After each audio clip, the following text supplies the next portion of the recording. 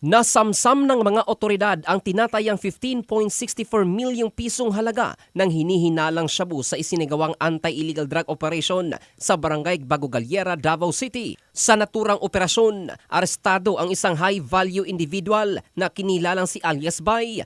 Pinangunahan at personal na pinangasiwaan ni Davao City Police Office Director Police Colonel Peter Madria at Police Station 17 Balyuk Station Commander Police Major Harold Untalan ang naturang operasyon na nagsimula dakong alas 8 ng gabi noong Mayo 14. Bukod sa hinihinalang shabu, nakumpiska rin mula sa suspect ang isang caliber .357 revolver na may lamang 2 bala. Ayon sa ulat ng Police Regional Office 11, bahagi ang operasyon ng pinaigting na kampanya ng Philippine National Police laban sa illegal na droga at iba pang kriminalidad.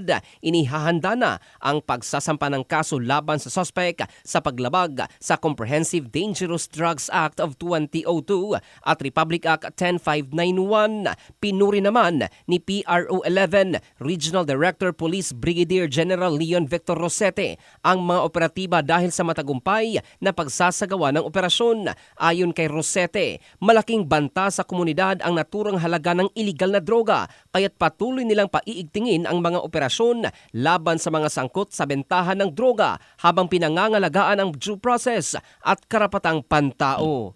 In the heart of changing lives, ito si Jofel Candado ng Brigada News Philippines, the Music and News Authority.